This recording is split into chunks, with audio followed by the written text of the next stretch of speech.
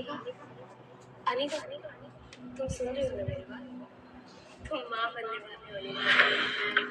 Doctor की ये शब्द सुनते ही 18 साल की अनिका समझ नहीं पा रही थी कि वो आखिर प्रेग्नेंट कैसे हो सकती है। अभी तो उसकी शादी को 24 घंटे भी पूरे नहीं हुए थे। मिस्टर गौतम गुलेरिया, मैं समझ सकती हूँ कि आप दोनों इस वक्त परेशान होंगे, मगर आप लोग कोई भी फैसला लें उससे पहले मैं एक बात बता दूँ, प्रेगनेंसी 4 महीने पार हो चुकी है, so abortion is out of question. Impossible, doctor, आपसे कुछ गलती हुई है। मैं प्रेग्नेंट कैसे हो सकती हूँ? आज तक मुझे किसी ने छुआ तक नहीं। इसका जवाब डॉक्टर को नहीं, तुम्हें देना है पेशेंट।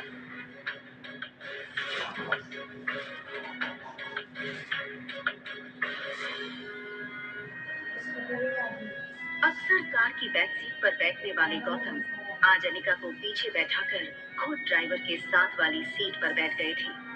मानो ऐसा करके वो अनिका को अपनी नाराजगी जता रही हो।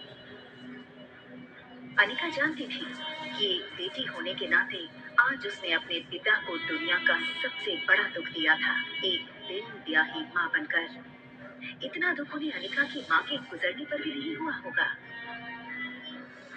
अनिका को ऐसा लग रहा था मानो आज मनाली का हर इंसान उसे सवालिया नजरों से बस एक ही सवाल पूछ रहा हो कि कौन है इस बच्ची का बाप। लेकिन इसका जवाब तो अनिका के पास भी नहीं था।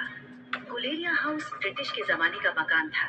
कहा जाता था यहाँ इंग्लैंड के अधिकारी वेकेशन मनाने आते थे, लेकिन अच्छे से मेंटेन न करने की वजह से पिछले कुछ सालों से थोड़ा बंजर सा लगने लगा था।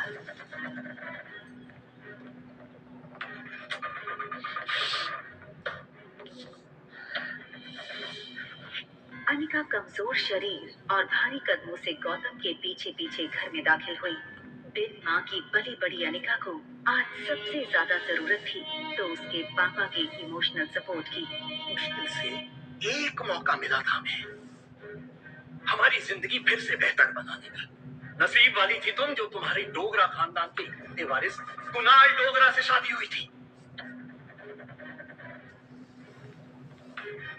ये लोग कितने पावरफुल। मनाली का सबसे पावरफुल खानदान डोगरास। हमारे सारे कर्ज पेंडिंग केस, हमारी हर तकलीफ से हमें बाहर निकाला था। लेकिन शादी के 24 घंटे में ही तुमने हमारी जिंदगी वापस से जहन्नुम बना दी। उन लोगों को अगर तुम्हारे इस कारनामे के बारे में पता चलेगा तो पता नहीं क्या होगा। और तुम्हारी छोटी बहन कामिनी, उससे कौन शादी करेगा? भले ही वो तुम्हारी सौतेली बहन हो, लेकिन तुम्हारे इस कारनामे की वजह से उसकी भी तो बदनामी होगी।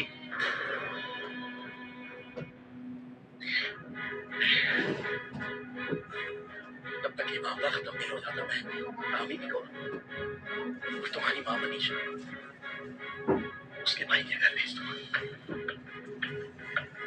लेकिन आज नहीं तो कल सबको पता चल ही जाएगा। आज अपनी माँ के साथ। अनिका वो सुन चुकी थी जो गौतम कहते कहते रुक गया था। अगले दिन सुबह गौतम ने घर में लगे सारे सीसीटीवी के पिछले 5 महीने की फुटेज को खंगाला और बारीकी से देखने के बाद वो हैरान रह गया था कि पिछले 5 महीनों से छोटी मोटी बीमारी के चलते अनिका घर के बाहर कहीं गई ही नहीं थी। ये देखकर गौतम का गुस्सा अब आश्चर्य में बदल गया। उसे इतना तो समझ आ गया था कि कहीं कुछ तो गड़बड़ थी। जल्द ही अनिका की देखभाल के लिए एक नर्स रखी गई। लगातार देखभाल और दवाइयों से अनिका की सेहत में काफी सुधार आया। 4 महीने बीत चुके थे, लेकिन साथ ही साथ उसे ये बात रोमांचक कर रही थी कि उसके अंदर एक नन्ही सी जान चल रही है जो सिर्फ और सिर्फ होगा। अनिका अपनी छोटी सी दुनिया में लगभग सब कुछ भूल चुकी थी। न वो किसी से मिलती, न कोई उससे मिलता।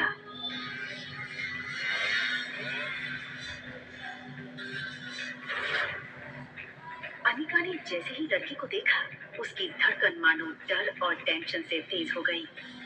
ये लड़का और कोई नहीं बल्कि अनिका का पति कुणाल डोगरा था।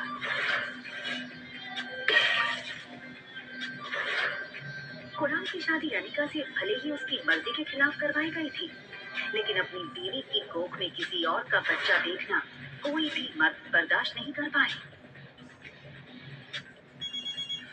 कुणाल शादी के मंडप से सीधे दिल्ली अपने कॉलेज की पढ़ाई करने चला गया था और वहीं पहुंचकर शादी के दूसरे दिन उसे अनिका की प्रेगनेंसी की खबर मिली थी।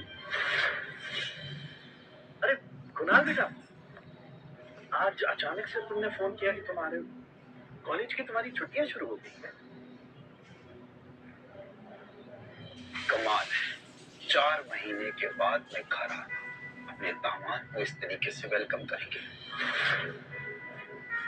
और वैसे भी बहुत कुछ बदल गया है अब यहाँ।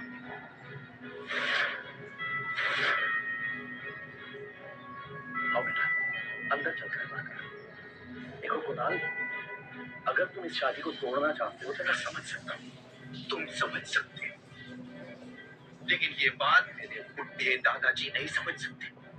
जबरदस्ती इस मोटी से मेरी शादी करा दी और अब वो चाहते हैं कि इसके इस पाप को मैं अपना नाम दे।